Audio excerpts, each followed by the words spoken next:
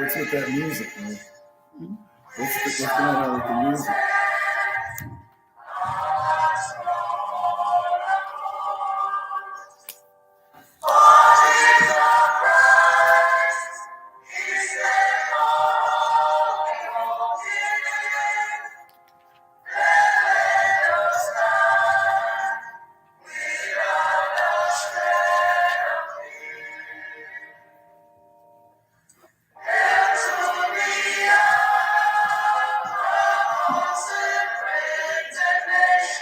This is what I do. I'm going straight out of the Bible. And, that's what I do. I don't know what they do, but I know what I do.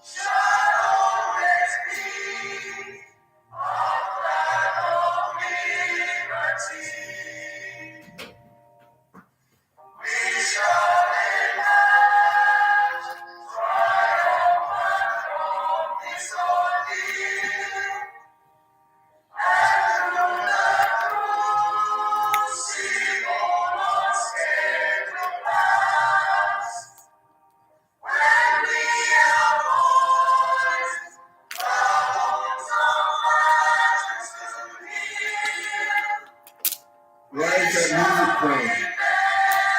Our national anthem. Oh, from Nigeria? Yes, sir.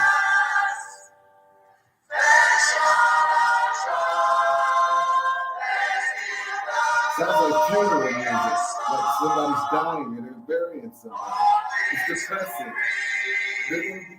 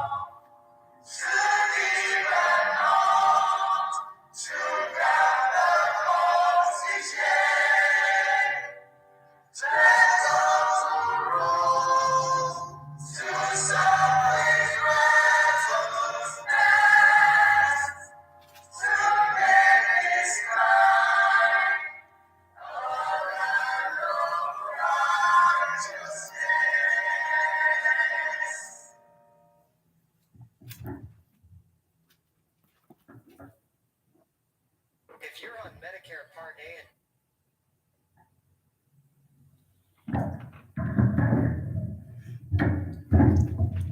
Thank you, everybody, for coming on. And this is what we've been doing. We do this every week. And today is Saturday. We are going to be talking about our beloved country in the making, Biafra. We're talking about the restoration of Biafra.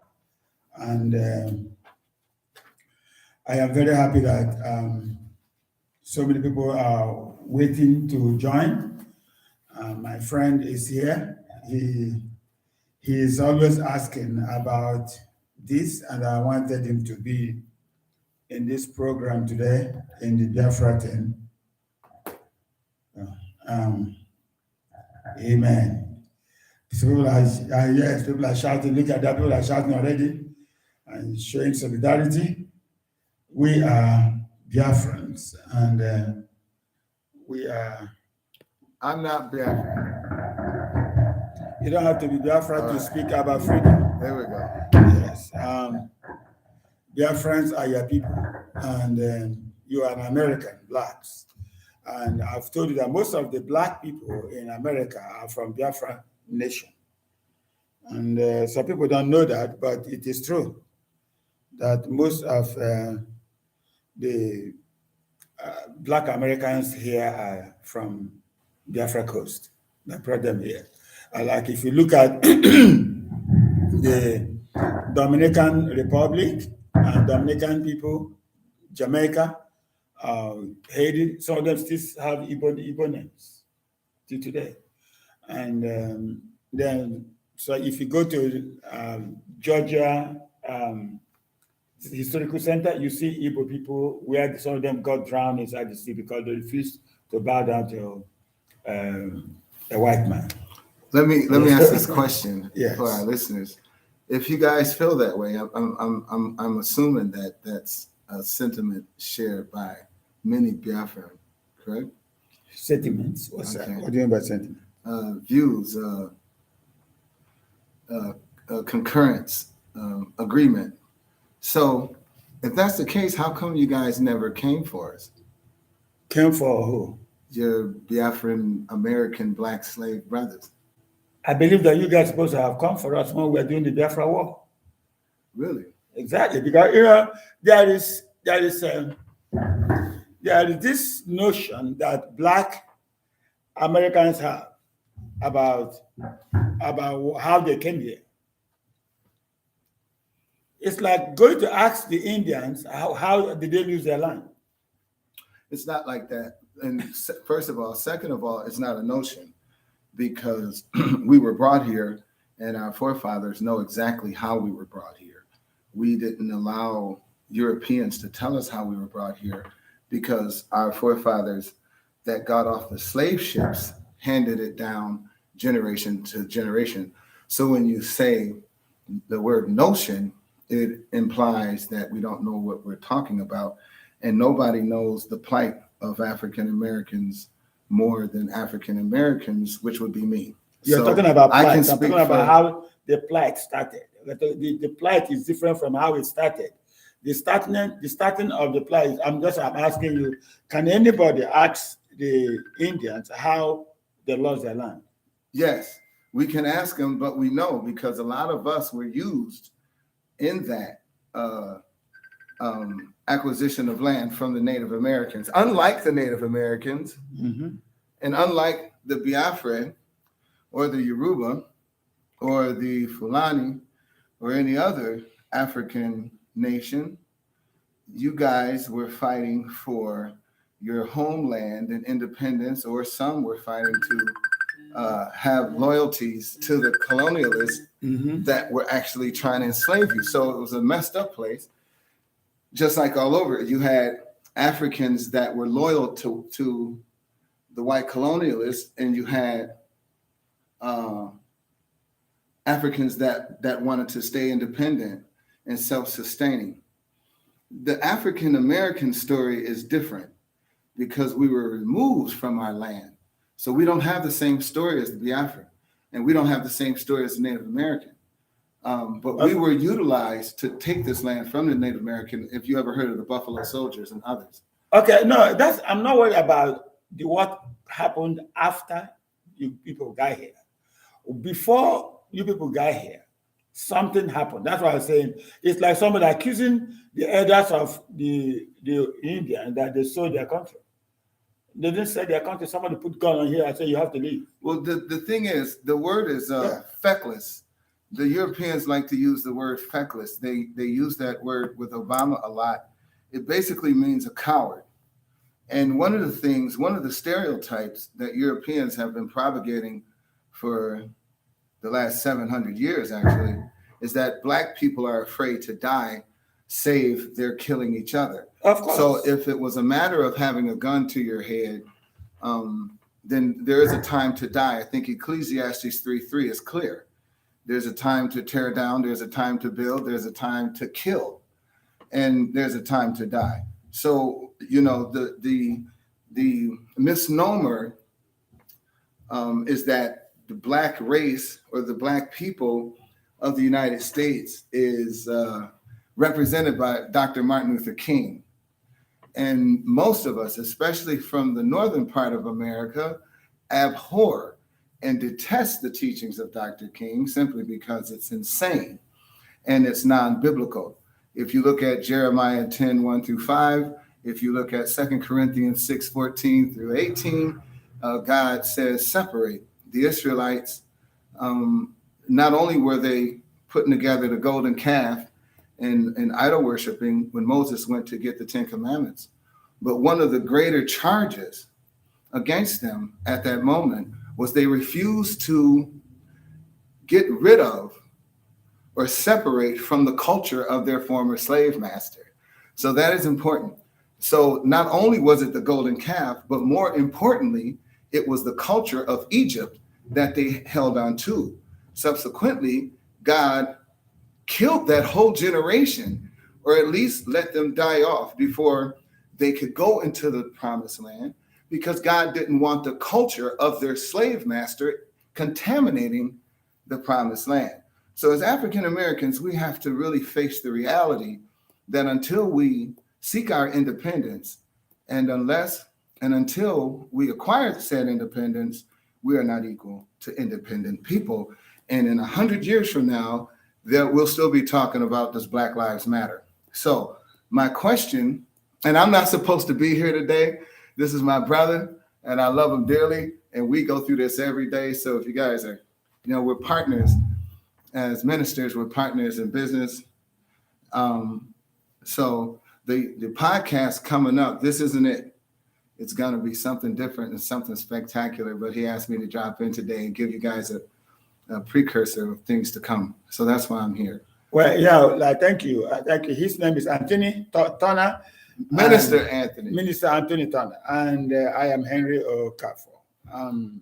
Actually, what I want to discuss today is Biafra and why we want to separate, like he was talking about separatism, why we want to separate from Nigeria, and what led us to this. But something I want to correct, because some people all over the world had him say some things. I want to say this, that in actual fact, the slave trade took place, and I wasn't there.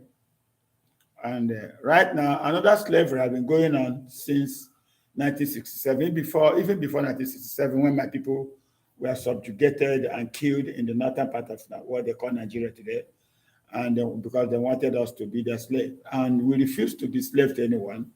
And in fact, in actual fact, Britain supported the northern Arabs to try to annihilate us and to destroy the whole Igbos. In fact, we lost more than, they said they were talking about 3 million, but one white guy who doesn't like what happened said that it was more than 5 million people that died during the Nigerian and Biafra civil war. Yes, because they blocked the whole place so that nobody would find food to eat. Our children died of kwashiorkor, and there was not, the soldiers cannot have food to eat, to fight. And Britain supported them, didn't say anything, because they have interest, the oil interest. So that's what made the British people to support the Arabs, because the Arabs in Nigeria were giving them, leeway to get whatever they like through the man they call Lugard. And the guy they have statues and commemorating in Nigeria to this day. There are a lot of Nigerians that love Lugard. No, not in Igbo land. How come they haven't blow up the statue? They have a big, huge statue of Lugard, his own little park, and it's insane. That can be in the north, but in the east, where we came from, he is nothing to us. He's the devil. If he's alive, let the earth open up, let him go in, and the earth close back up. So we don't really care about what happened in the north. But so that's why we're here today to say why our leader Nnamdi Kanu is now in jail, because he was speaking the truth.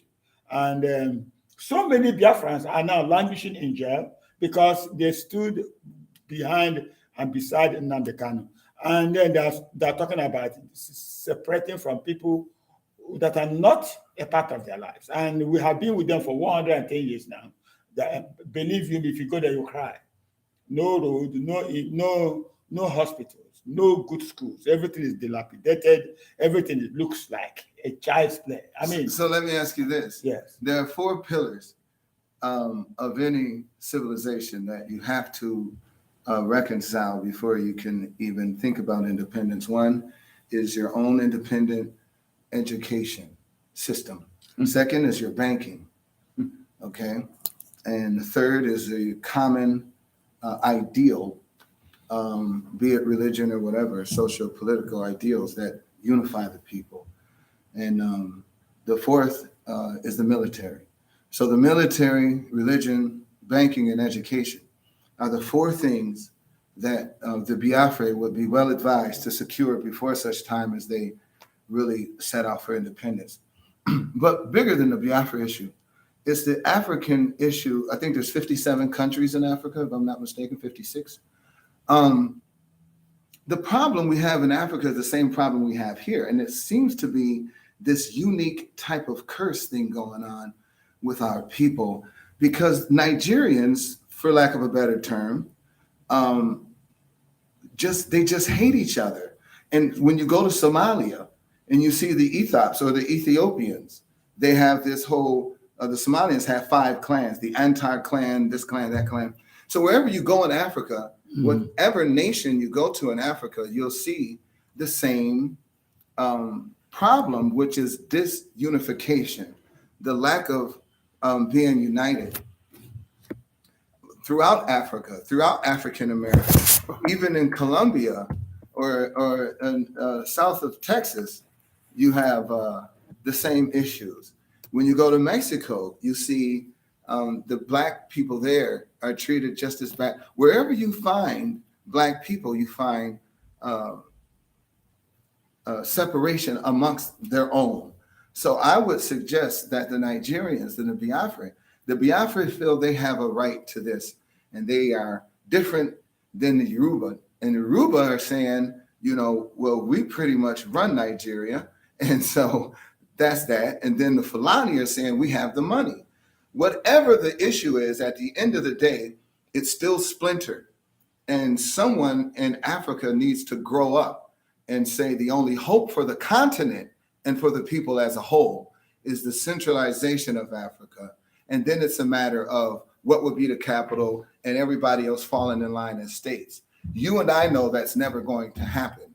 And because of that lack of ability for cohesive unity in Africa, throughout all 56, 57 nations, in 200 years, we'll still be seeing a divided Africa. So I don't think it's about Biafra so much as it's about the Black people in Nigeria finding a reason to not be united. Period. I just we are going to have time when we go to the real podcast, even though we don't we haven't started the rating. This is just because of what's going on. We're about to start our podcast very soon. We'll move into our studio. We'll be dressed different. Yeah, we'll be dressing different. It's going to be more corporate. I want him to understand that the people you call the Fulanis are not actually Nigerians. Yes, they are not actually Nigerians. They are not. They are not. They came. The people that stay there are called Hausas. The Fulanis came from wherever they came from and killed and dominated the Hausa, killed the men and took over their wives. That's why the Hausas in Nigeria are like slaves to the Fulanis. And that's why they own the land before the Fulanis came. But at the end of the day, you're proving what I'm saying. Yeah. This is going to be a debating podcast. We're going to do this, then we're going to do Africans versus African Americans in an attempt to heal that relationship. Yeah. Because we don't like each other. I love this man, but we're an exception to the rule. Generally, Black people in America and Africans do not get along. We are not united. Let's fix that. The first way to fix that is through dialogue and programs like this. That's the first thing. The second thing is going to be man versus woman, then religion. So tune in. It's going to be something spectacular. We're well-versed. But today, we're talking about the Biafra. Yeah. And everything you say, you reiterate what I'm saying. Mm-hmm. That you guys all have, when I was in Africa, Yes. I talked to the Yoruba. I studied with the great minds of the Hausa Muslims. God bless them. Salaam alaikum. And the Fulani, I didn't get a chance to talk to the Fulani, but at the time, my girlfriend was Yoruba. Shout out to the Amu family, the late, great George Amu, Archbishop of Nigeria, his daughter, Tina Amu. Love you, baby. So at the end of the day, you guys all have great, valid reasons to hate each other. No, we don't. I want you to understand something. But maybe by the time we finish talking, or as we continue to talk, we know where everything is coming from. Right now, we're just scratching it because we don't know the detail. One of the details I want to let you know is number one, when the guy they called Lugard came to a place they called Nigeria. It wasn't called Nigeria then. It was his girlfriend that named it Nigeria. Nigger area. That's what we're angry. That's what it was. Yeah, Say of nigger, course. a dark area. Nigger area. And That's so, hilarious. and America was not named by a foreigner. America was not named by somebody else. I mean, France was not named by a stranger. I mean, how could anybody call you a stranger, come and call you a name and the name you meant? But what relevance is the name? Yeah, the relevance is it's none of our business, whatever it represents, but we just want to name ourselves. This is the thing, and I'm not going to interrupt you anymore. No, I swear, but I have to say this, and all the time that I spend with you talking about this, and I love you dearly. Love you too. You never talk about healing. You never talk about unifying. It's always Biafra, Biafra, Biafra, which is I admire that to an extent. But it's to your injury, and it's to the injury of the people throughout the country called Nigeria. You never talk about uniting with the Yoruba. You never talking about uniting with the Fulani or the Hausa. And Jesus said, love your neighbor as yourself. He didn't say only Biafra. He didn't say only heterosexual.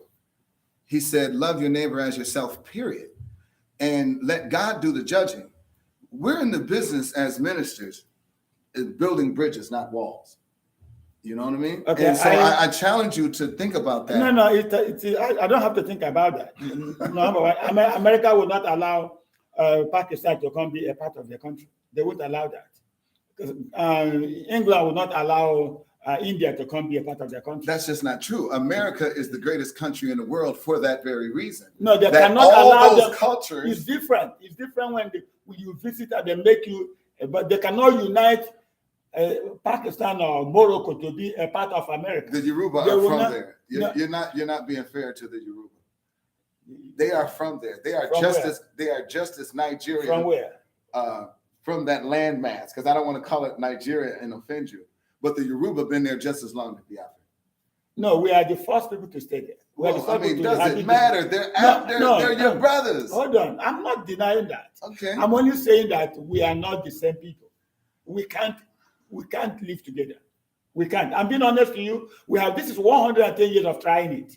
The only people that believe in one Nigeria are the Biafrans. The rest don't believe in Nigeria. Well, it's one Nigeria if it's all controlled by Biafra. No, it is so. Biafra doesn't control it. No, that's what you want. No. Oh, sure it is. No. We don't even care who controls it. We care that it should be recognized as a part of the land. So the Biafra and the other person should be recognized as a part of the land. This person should be recognized as a part of the land. That person should be recognized as a part of the land. When one person is segregated, and we are talking about one Nigeria, that is not one. That is a division. We are the only people that believe in one Nigeria. The rest don't. The only reason they stay in one Nigeria is to come to our land, take our oil, our resources, and develop their own land. Our land, where they take the oil, if I take you there, you cry. They don't care about Ogoni land. They don't care about Bayelsa land. They don't care about the River State. They don't care about Akwa Ibom. They don't care.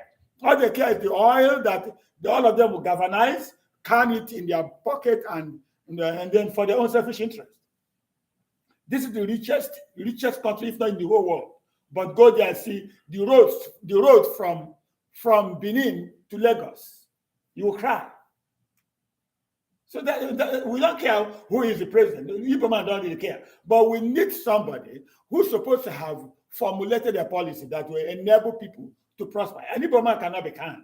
We can't be kind in one place and say, stay here. No, the Fulani man, all he knows is about his cow, the animal. That's all they know. They don't know nothing about improving economy. But they want to remain in power because the British told them to do that, to protect their interests in Biafra land. You see that? So we keep going through this for years. There is no constitution in Nigeria. What they have is a fraudulent constitution written by one man. They call somebody Foolish Abubakar, a Fulani man. A constitution. Abubakar? Yes. He's a Muslim. Yeah, written by him, And if you go to the constitution of what they call the constitution of Nigeria, it is all Islam is mentioned how many times, but no Christianity mentioned. Islam But is no, not your enemy. I'm not talking about enemy. Okay. I'm talking about why they made it as if they are the one at enmity with us. We're not at enmity with them. You see that? Because they alienated us. So it has come to a point where we say this cannot change because they don't want to even redo the constitution because it favors them. And the British won't allow them because if they're in agreement, you could protect our interests, we protect your own interests. That's why they made them win the war so that they can continue to make them happy. They pacify me, I pacify you. But the Igbo man and the Yoruba man is put aside. The Yoruba man is kind of happy because he's happy with being a second place. As long as an Igbo man did not take the position. As it relates to American migrants, that Yoruba man, that second place brother you talking about, is actually number one in earning and education here. The highest paid, highest educated Africans in America are Yoruba Nigerians. I don't have any problem with that because they're really smart. But when it comes to the issue of Nigeria, they act like morons. So that is where everybody's love, Pastor. What love are you? Where's the love? You're not speaking of love. Love is the answer. No? Let me tell you. The Igbo man is the one that believes in loving anybody. If you go to Nigeria today, you will see an Igbo man packed full in Lagos, packed full in Ibadan, buying houses, developing lands that doesn't belong to them. They bought. Okay? If you go to Igbo land, ask the whole Nigerians, how many Yorubas are in Igbo land buying land? Those are the Hebrews.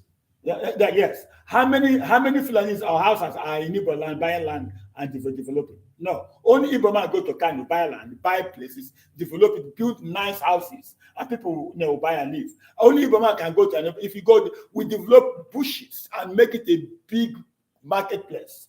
You know what they will do?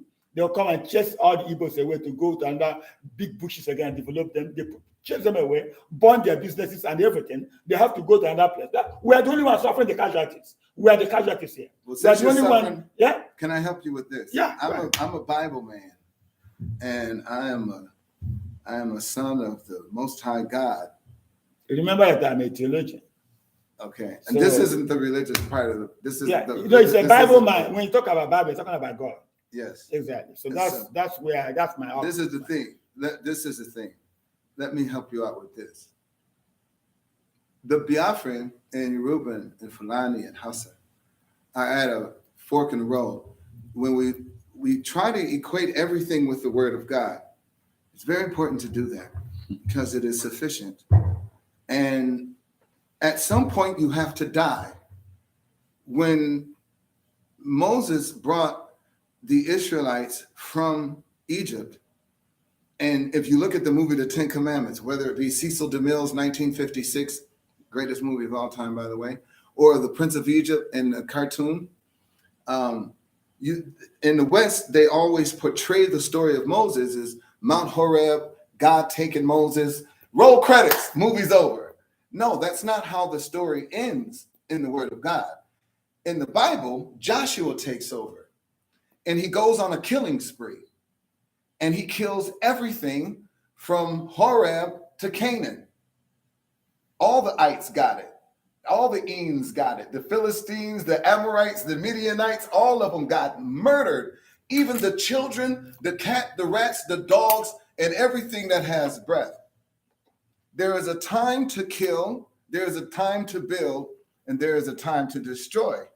There is a time to love. So if you guys feel that vehement about it, then you need to make the tough decisions.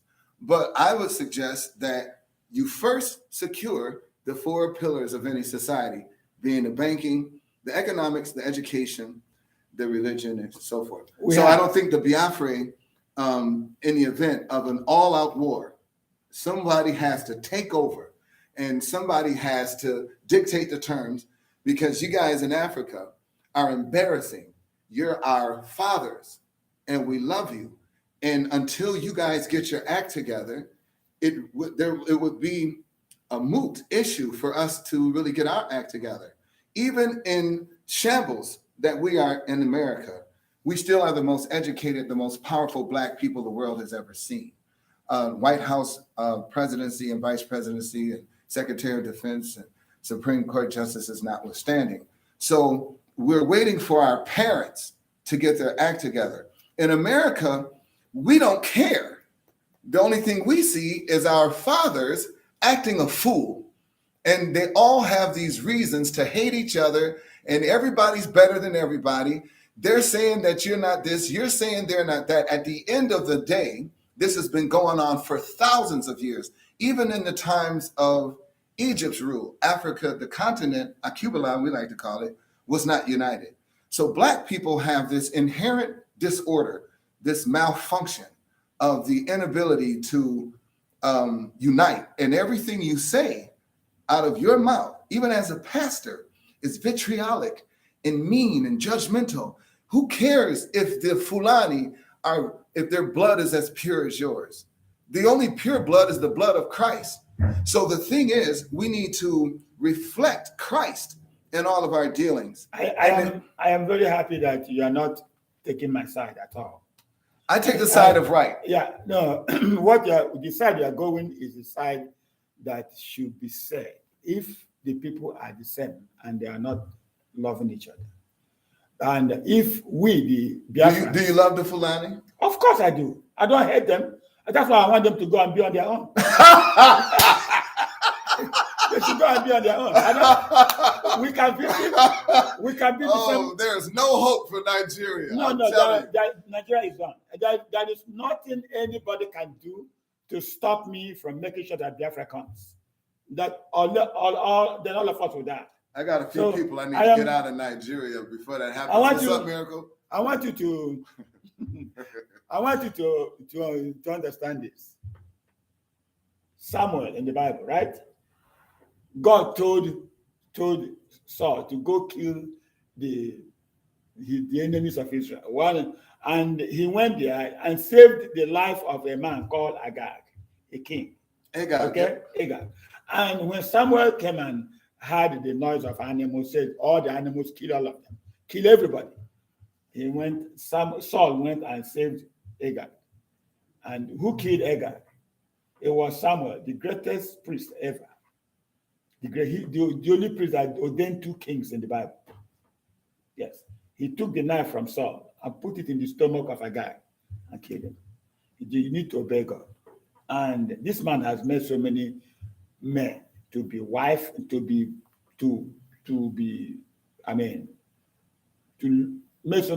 so many men go to their grave early. So many families lose their children. So many men lose their wives. This man you are saving his life, you try to save, has done so much evil. Why are you saving him? God asks you to kill everyone. Do you know the reason why the people of Israel are going through what they're going through today? The Bible said because God told them to wipe out. They went there and saved some. The Bible said today they become a problem to the people of Israel. Exactly. So that's what's going on in the whole Biafra land today. That Nigeria, there was no Fulani there before. There was no Hausa man. There was no Yoruba. It was the Igbo man that occupied the whole place until they start coming. We are the first occupiers of your Nigeria. We'll talk to the Canaanites. They'll tell you we were here 3,000 years before Abraham. Everybody has a complaint about being conquered. No, we don't. You're a conquered people. Get over it. No, we are not conquered people. No, we are not. That white man came through there and put his foot so far. No, the thing is this, we don't love killing anybody. They never cared about having a gun. It took the British 30 years to win the war against the Igbos, for them to come inside. The Igbos we are conquering them every year. And for 30 years, okay, that's when they came in. Why did they come in? Because the Hausas came, the Fulanis came, the Yorubas came.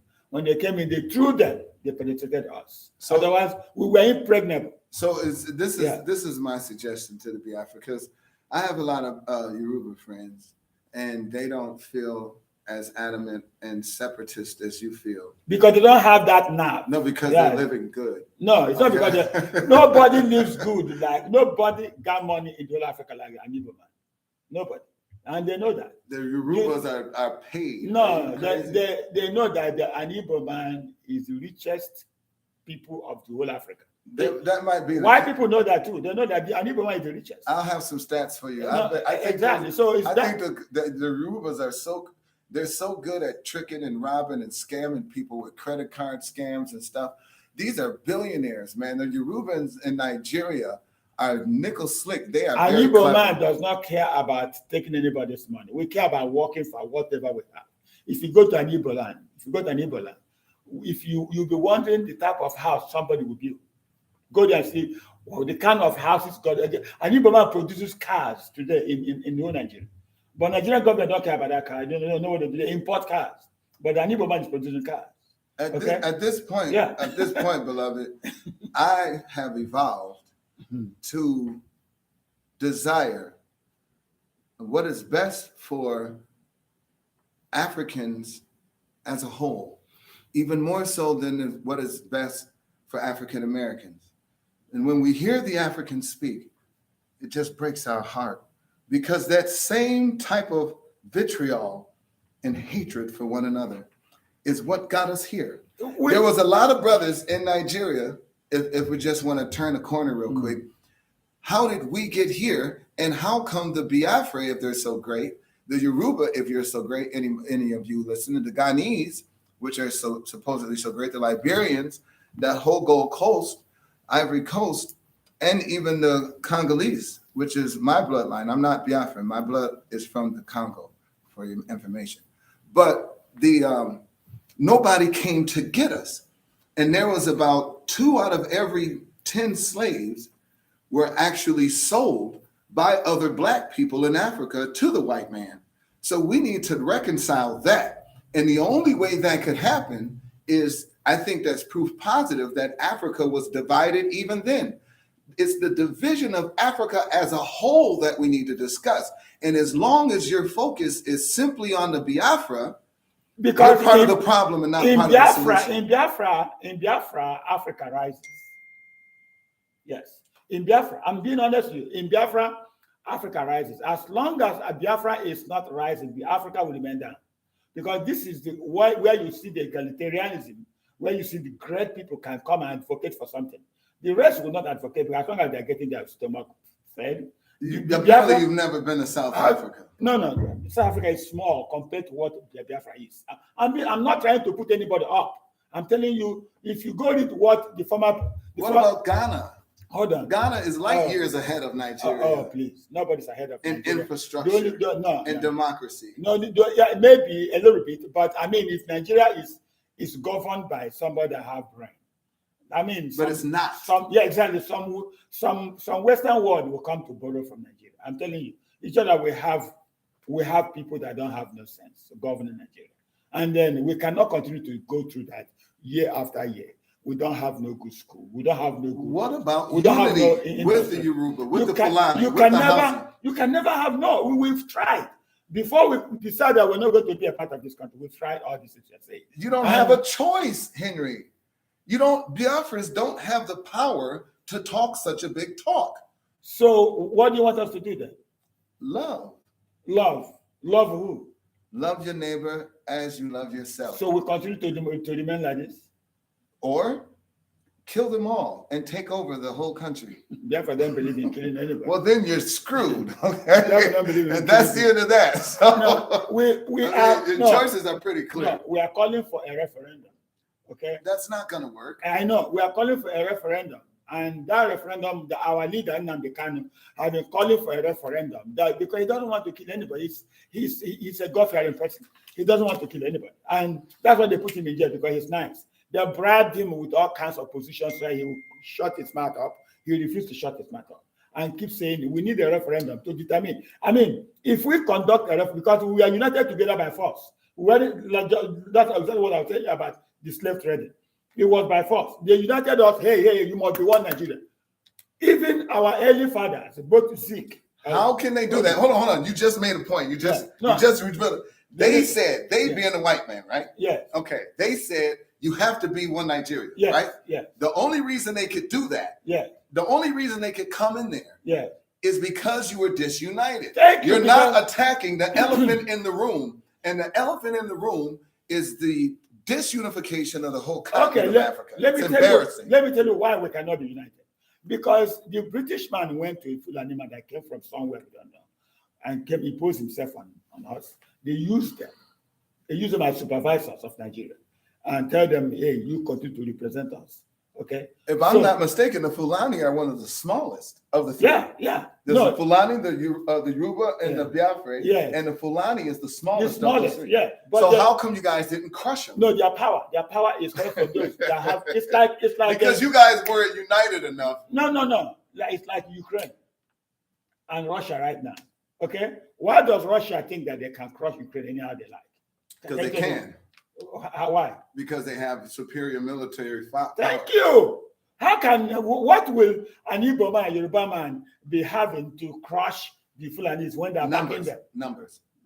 Back in those days, they didn't have air power like they have now. So there's a lot of dynamics and a lot of different elements of war that didn't exist in those days, which is roughly 300 years ago to now in Nigeria.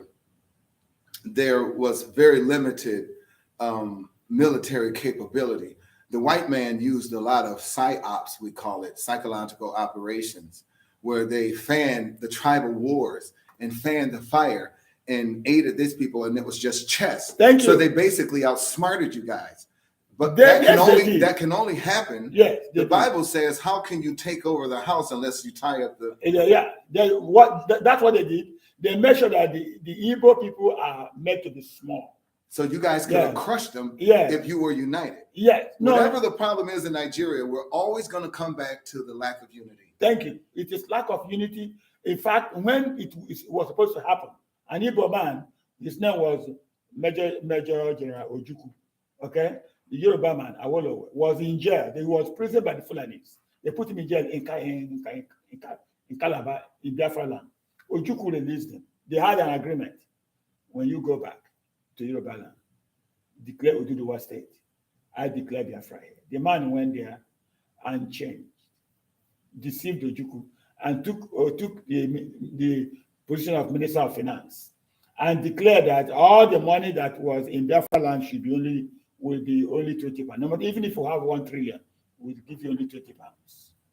Yeah, but again, you guys are sitting there talking about the white man as if he's your father. No, we're not talking about the white man came and did this. You let him come and do that. For me, the people that were there then, Awolowo, Zeke, and the Fulani guy, is it Tafawa Balewa or whatever name is there, they allowed that to happen. But if I am there, it's not going to happen. No, it's not going to happen.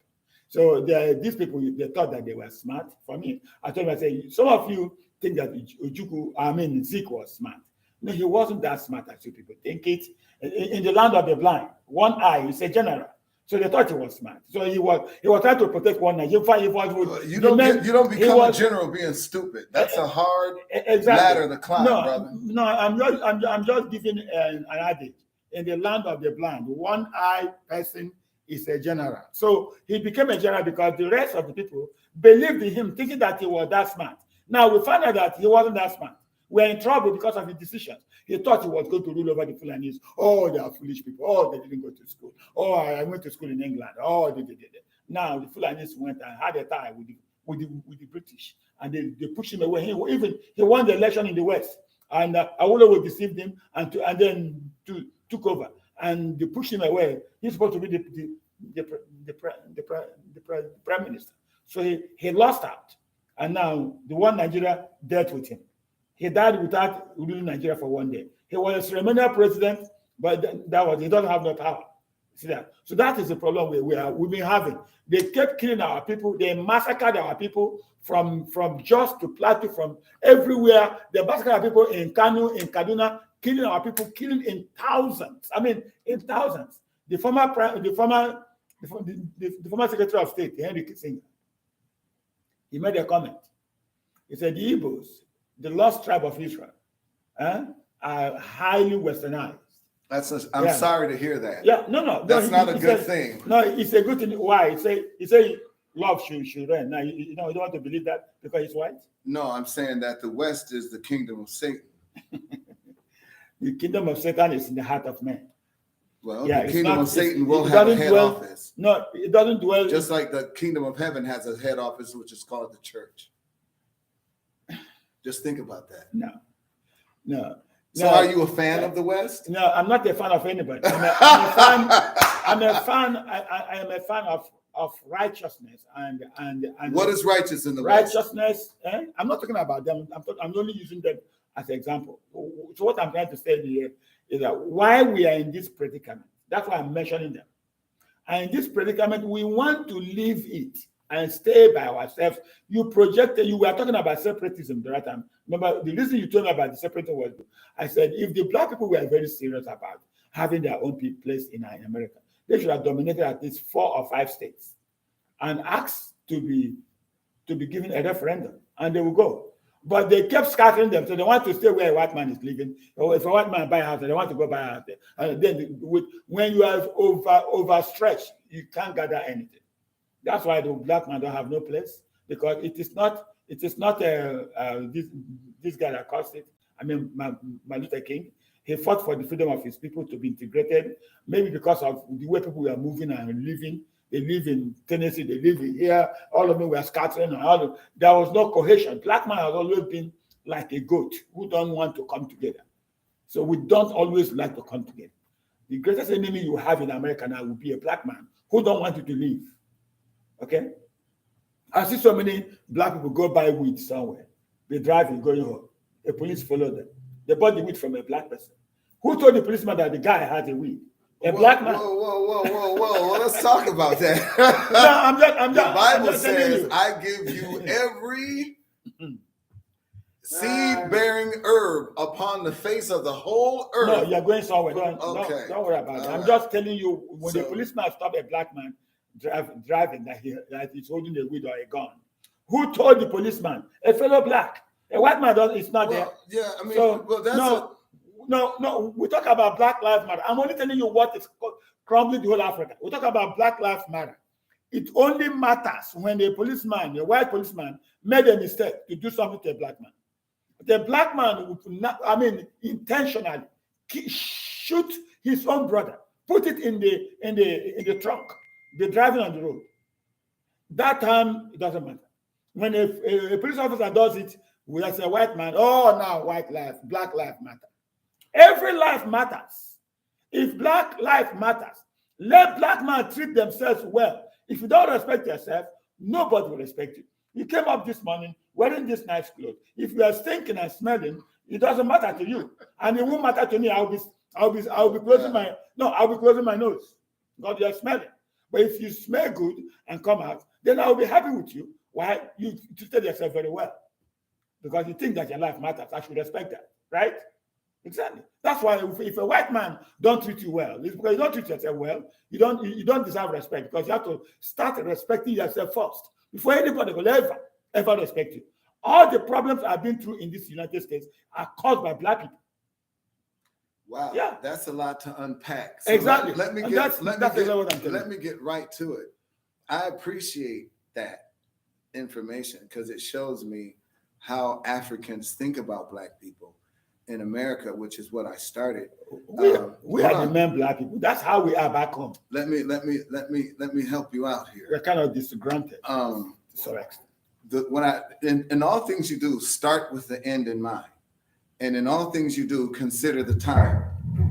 That is the Honorable Minister Louis Farrakhan said that.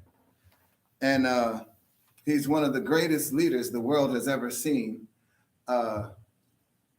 He's in some pretty good company as it relates to his legacy. So I want to make that very clear. The second thing is, it shows your perspective shows naivete and ignorance of the facts of African American life. But more importantly, the reason that the podcast, I think, will do very well, especially in Africa and African American academia, is because it shows how Africans see us.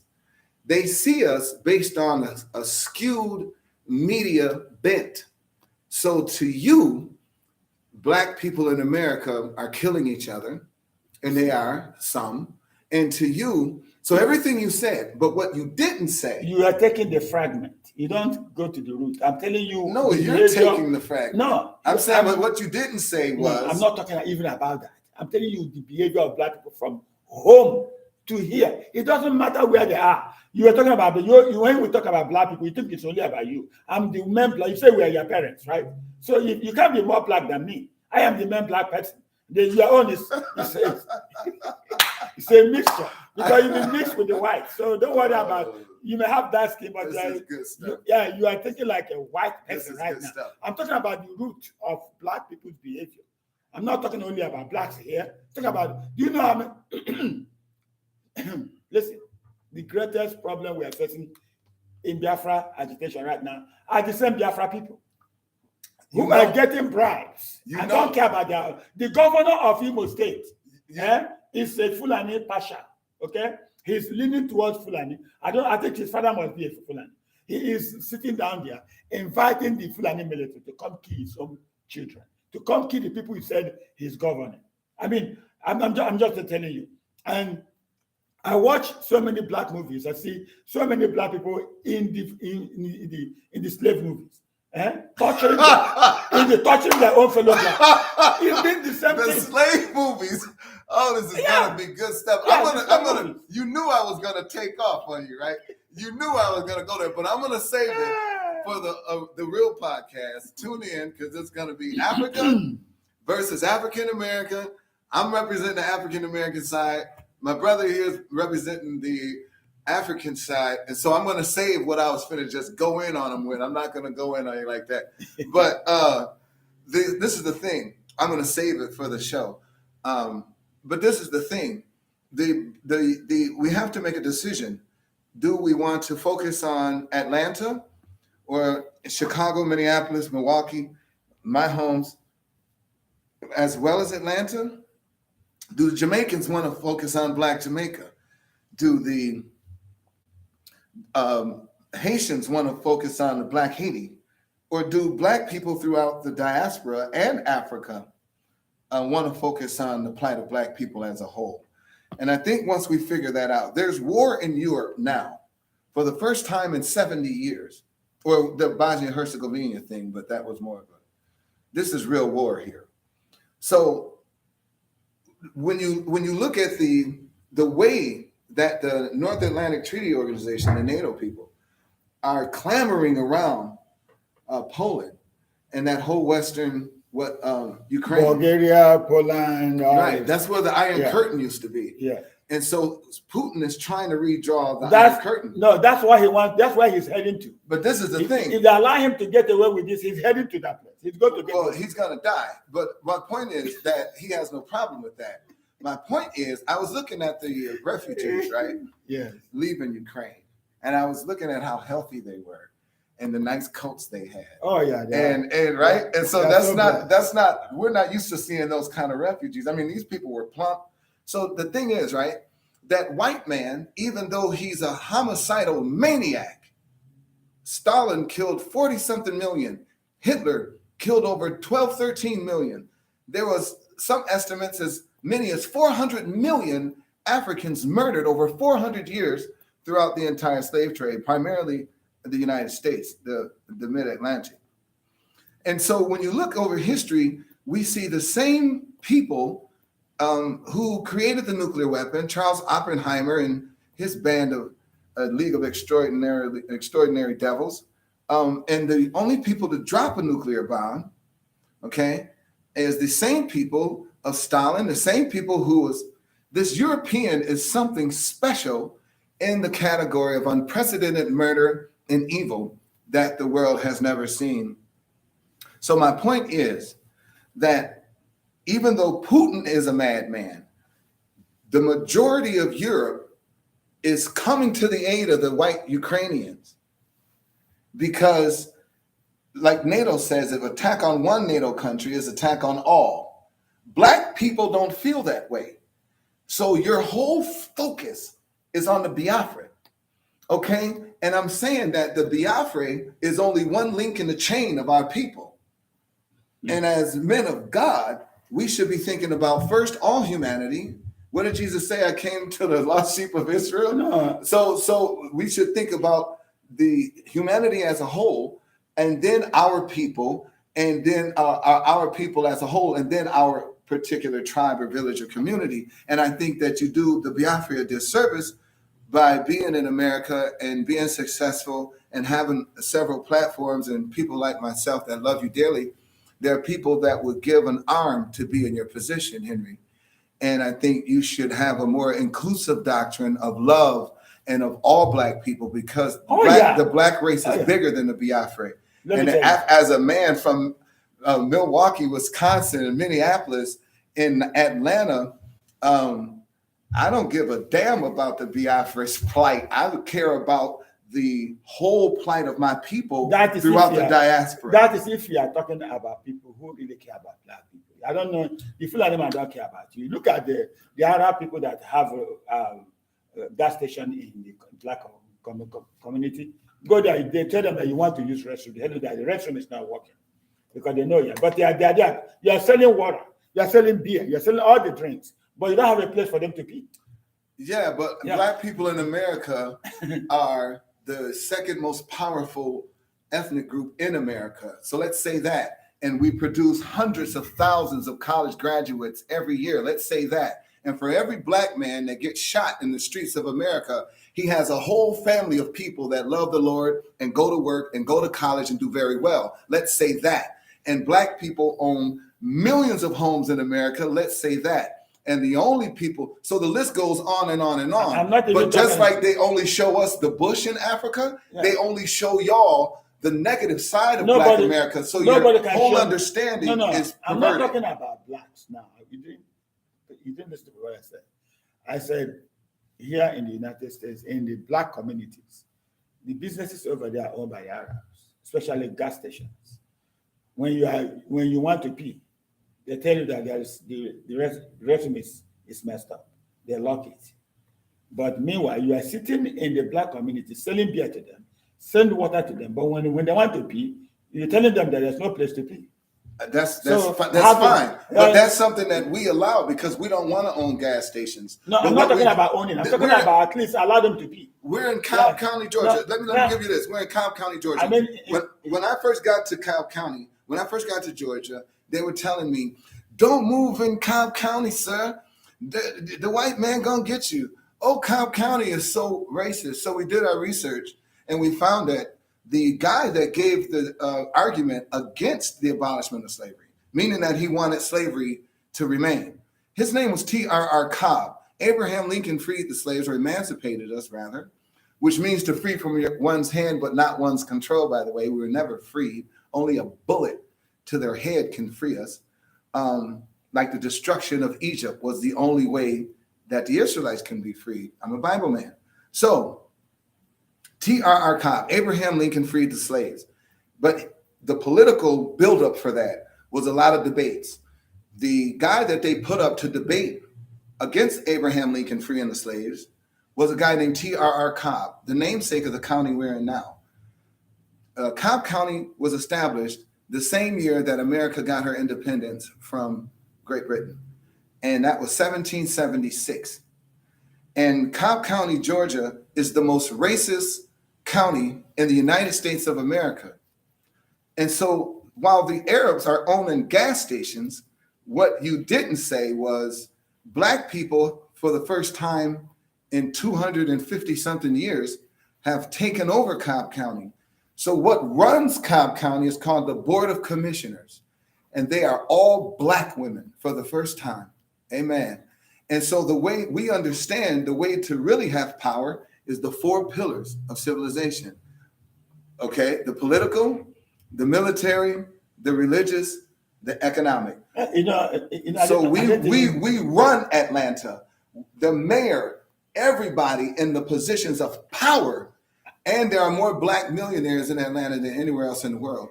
So let's as much as that's not what I was saying, but you said something that made me get so happy. I have addressed. Hey, Joy! I have addressed. I have addressed the United Georgia. Cobb County Commission before. They invited Lisa me. Cupid's. I was the only Black person among them that day. I went there to say something and I prayed for the whole for the commission.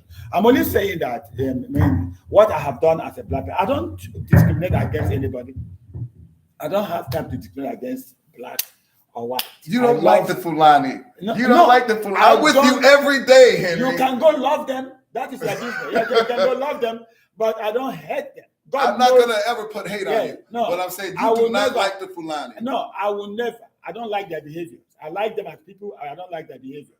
They have a very. It's like me seeing that police officer that put his knee on that black guy. That was in my neighborhood. Exactly. And So we burned the world down. You want me to like him because he's white? If I hate a white. No, I don't hate white people. They made me come here. So but I hate that one because of his behavior. That's what I'm telling you. That the kingdom of Satan is not doesn't reside anywhere. It resides in people's hearts. The moment Jesus comes into the heart of a man, the kingdom of Satan in that heart is dethroned. Okay, that is what really people today is the heart of people. The Bible said the heart. God said in the book of Jeremiah and Genesis, the heart of man is desperately wicked. Who can know it? Only God. And the only thing that can make the heart of man to be okay is when they begin to worship the God of Abraham, Isaac, and Jacob, through accepting Jesus Christ as their personal Lord and Savior. So what I'm talking about is not about hating the Fulanis. It's about no matter what you do to the Fulanis, no matter what you do to Yoruba or Igbo, there is no constitution in Nigeria that can govern anybody. So that should make you understand the kind of people you're dealing with. They don't have no constitution. How many times has the court ruled that Nnamdi Kanu should be released? The president and his DSS people refuse to obey the court orders. So you are dealing with people who are vicious and wicked. I mean, why would you put somebody in jail who is just talking with a flag? We need a referendum. You put them in jail. But your people are killing people. The whole world declared that there's what the Fulani herdsmen, they call Miyetti Allah. They are the fourth most wicked terrorist organization in the whole world. But none of them has ever been in jail. They're busy killing, raping our people. One man's terrorist is another man's freedom fighter. No, thank you. To the people of Canaan, Joshua was a terrorist. No, but he was sent by God to kill their children. No, the Fulanis, what do you call them? The Fulani herdsmen are the terrorist organization. Okay? But our own is carrying flags. But our leader is in jail with no guns. Okay, why? Let's talk about this flag here. Since we're talking. No, don't worry about it. This flag is supposed to be here because this flag, the American people has given people opportunity to. Yeah, but I'm a black American. Yeah, you represent. So when I see that flag, you know what I see? The vice president over there is protecting that. No, flag. do you know what I see though? Yeah. As a black American, what do you see? When I see that flag, it's the same flag. When the Jews look at a swastika, that's what that means to me. What this means is the systematic rape and murder and slaughter and oppression of my mothers and my fathers for over 400 years. Hold on. What this flag means to me is the original draft of the United States Constitution called my people 3/5 human. Didn't even recognize us as whole humans. When they wrote the Declaration of Independence, the Bill of Rights, and the United States Constitution, this flag had nothing to do with me. We were slaves. So this is the problem. We have displaced loyalties. And for you as an African from Africa to hold love and adoration for the most wicked, evil, satanic nation the world has ever seen, and the greatness of America is based on the slaughter of black people. It was the free labor for 400 years of my mothers and my fathers. You have time to saw that. What I'm saying is you have to be careful and respectful in the presence of a black American. I don't follow the teachings of Dr. King. I think he was the worst thing that ever happened to humanity, second to the worst thing that ever happened to black people, because nowhere in common sense is it logical to want to integrate with those who are raping and hanging you from trees and that called you 3/5 human. Okay. So when you come from Africa and you say, oh, I love America, it looks like treason to me. Okay, listen. I love America. You love America. I hate America. Then you pack and go somewhere. Now, see, that is the thing. That is the words. Go of to Africa. No, I'll give you a place to stay in That is Africa. a word. Listen, Then when my people literally built this country. Exactly. Hold on. Then why do you say you hate it when you built it? No, by force. By force. Okay? The Africans sold us and sent us here. Listen to the black man's story. So here we are in the middle. Our fathers in Africa didn't want us, so they sold us to the white man. And once we got here, the white man said we weren't even human. And for 400 years, we built these roads, we built these government centers, we built everything you see in America. So for an African, and you have become a president in the same country. So for an African, no, you've been a president. But listen, for an African, and a vice president, for an African, a mayor, a governor, an African, so what? A senator. It doesn't matter if you're the president and you have a good job in your slave master's house. You burn that house down and you build your own house on the land that is soaked with the saturation of the blood of your forefathers. No. So there's nowhere for us to go. So the Africans look down on us. How do you feel? How do you feel? I just told you that the Fulanis killed more than 5 million Biafrans. That is called infighting. It's not. That is the thing. I told you that we were forced together. They didn't vote and say we are going to be together. You guys were neighbors before the white man got there. We are not neighbors. No, we are not. In fact, we are far away from each other. We are really, really far from each other. I did my research. You think I would come on this podcast I'm telling you, without doing my research? I'm telling you about what happened. We weren't close to each other. We don't speak the same language. I'm saying we don't worship the same God. The three main. We don't eat the same food. We don't wear the same clothes. We don't look alike. We don't have nothing in common whatsoever. They bring a foreigner and say, somebody who don't hear what they're saying, and say, you live together. Okay, we have 19 ministers in Nigeria. 19, okay? All the military ministers, Navy, Air Force, we're all Fulanis. We have Hausas. We have the Kanuris in the north, and all kinds of northerners. I know, you're getting off the subject. I'm saying that before the white man got there, there were three main peoples. Not Fulanis. Fulanis were in there. Whoever they were. Yes. They were neighbors. No. They weren't from East Africa. No, we are in neighbors. Some East Africans, Cameroon is very close to us there too. We were united with them. They carved out Nigeria they made those three main peoples one country. Yes. They were neighbors. Yeah, they were neighbors. What do you mean? Neighbor of what? We are not even close to each other. Is Georgia close to Florida? Yes, it is. Okay, I'm saying that those three main peoples were close like Alabama, Florida, and Georgia. Tell me I'm wrong. No, they're not. I do my research. I've driven almost the whole part of the United States, almost. What I'm saying is the three, Georgia and Florida are close like this. The Yoruba, the Biafra, and the other one. The Hausas and Fulani. They were close enough to where they could be carved out in the same landmass. Is that correct? No, if that is the case, Niger should also be carved into Nigeria. If that is the case, Cameroon should be carved into Nigeria. What I'm saying is they were not neighbors like Florida, Alabama. No, they weren't. Where was the Yoruba? They were in their own area. Oh, area of what? You don't know that. I know. I did my research. They were. I'm from the first time. I'm telling you where they were in their own area. There's mileage from. To come from Benin to Yoruba land, it's a far drive. They were all within 800 miles. I don't know about them. I do. They were all neighbors. They were neighbors. Let's say let's say Mississippi and Georgia. Okay, Canada, from Canada to US, how many miles? That's about 2,500 miles. That's too far. It's too far. That's not how it was. Okay, from Alabama. From Alabama, Florida, and Georgia is the best way to describe it. We are South Carolina, Alabama. This governor, that lady governor was a vice president to John McCain. From there to here is how many miles? From where? From where that governor, the lady governor that was talking too much. Sarah Palin? Sarah Palin. Alaska? Uh-huh. You're talking about 4,000 miles, 3,000 miles. Exactly. So from there to here.